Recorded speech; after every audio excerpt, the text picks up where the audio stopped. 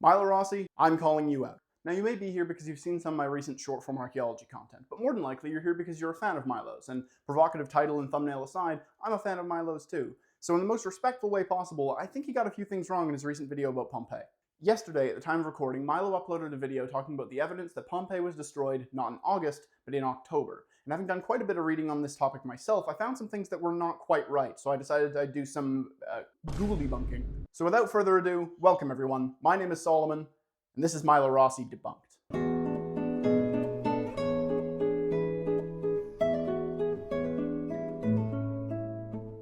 Starting with the charcoal graffiti, Milo's smoking gun. I remember learning about this in a course I took on Pompeii and Herculaneum several years ago, and thinking it was the coolest thing ever. That we could find something so small that would lead to us changing the consensus on something so famous and well-studied as Pompeii was mind-blowing. In the years since, however, enough research has been done on this front to cast this piece of evidence into doubt. First, to address Milo's point that the room the graffiti was found in being under construction is evidence that it must be recent, because construction is supposed to be done rather quickly. But graffiti found in a room that is actively under construction is pretty concurrent. In the case of Pompeii, this doesn't really hold up. You see, in the year 62, 17 years before the eruption of Mount Vesuvius, Pompeii suffered extensive damage in an earthquake from which it was still recovering at the time of its destruction.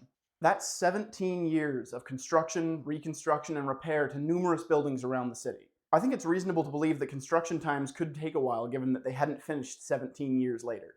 Milo's next point is that the writing medium for the graffiti, charcoal, is too delicate to have survived very long, and so must have been made shortly before Pompeii's destruction. Our next clue comes from the fact that the graffiti is written with charcoal dust. It's absolutely a great writing aid, but it's very fragile. It wipes off easily and likely would have deteriorated in just a couple months if it was just left exposed to the elements. This was formerly held to be the case, and it's what my professors taught me. But last year, the Pompeii Archaeological Park published the results of an experiment testing exactly this claim. They found that charcoal graffiti could survive 10 months or more while remaining clear and legible.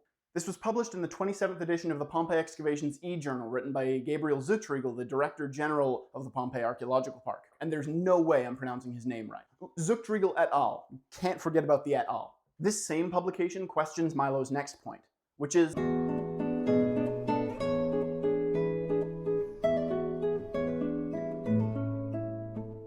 Milo brings up the fact that throughout Pompeii, food items have been discovered that are typically associated with a late harvest time. Things like chestnuts, walnuts, pomegranates, dates, and figs are all harvested in the autumn, September to October, which is in line with the later proposed date. Milo describes this as even more convincing than the graffiti is. The presence of seasonal fruits and vegetables is a rock-solid piece of evidence. The article by Zuchtriegel et al. Cautions us against seeking direct comparisons between past models and present ones. The climate 2,000 years ago was certainly different than the climate we have today. By the way, I don't want to see a single comment about, see, the climate's always been changing. Not a single one, you hear me? The article goes on to say that in some places, like in Villa B in Oplontis, also destroyed by the 79 eruption of Vesuvius, chestnut shells, an autumn food, were found alongside peach pits, a summer food, in the same context.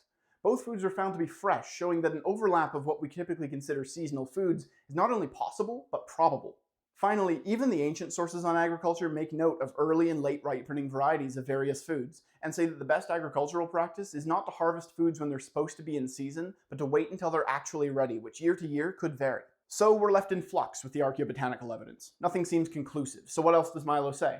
The cities of Pompeii and Herculaneum mostly had working economies, but being beautiful seaside towns, they also had a tourist economy, just like modern seaside towns do today. Excavations in this area have yielded the ruins of some of the most luxurious vacation villas in the entirety of the Roman Empire, many of them owned by Rome's elites who would travel down here for vacation in the summers. Some of these villas include the House of the Faun, the Villa of Mysteries, and the Villa of the Papyri. While absolutely spectacular, many of these villas were empty at the time of the eruption. A few of these vacation homes were also undergoing renovation at the time of the eruption, a process that the owners would probably only want to happen when they weren't actually there. While we do know that Pompeii had a tourist scene, the villas that Milo lists were, as far as I'm aware, not part of it. I'm unaware of any evidence that the House of the Faun was a vacation home, and we can exclude the Villa of the Mysteries entirely, as by the time of Pompeii's destruction, it had been repurposed and was largely being used for wine production. There are some theories that the Villa of the Papyri was owned by Julius Caesar's father-in-law or by Philodemus, but both of these men died a century before Pompeii's destruction,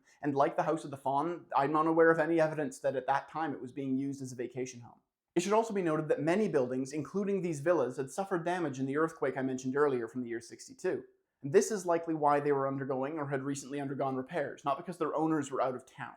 Milo also talked about how some of the citizens of Pompeii were found wearing wool clothes, which is true, but we only have evidence that a handful of them were doing so. Wool clothes either didn't preserve or weren't present in the majority of cases. It's something to keep in mind, but it's not very conclusive. After all, we all know that one guy who wears cargo shorts in February. And so we finally come to the last piece of Milo's evidence, the spread of the fallout of the eruption of Mount Vesuvius.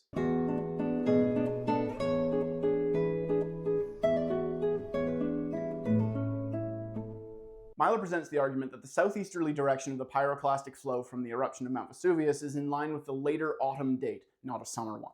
If you've seen the short that I made about Pompeii a few weeks ago, then you'll know that I actually agree with Milo here. This is the piece of evidence that I believe to be the smoking gun, or mountain, as it were. This is the piece of evidence that to me seems conclusive and that I don't have any answers for. And it's at this point in the video that I want to say that I don't disagree with Milo's conclusion. I also believe that Pompeii wasn't destroyed until October, but I think it's important to recognize the limits of the evidence for this position.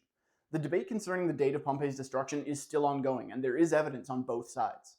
I might believe in the autumn date, but that evidence is still being contested, and there are good arguments against it.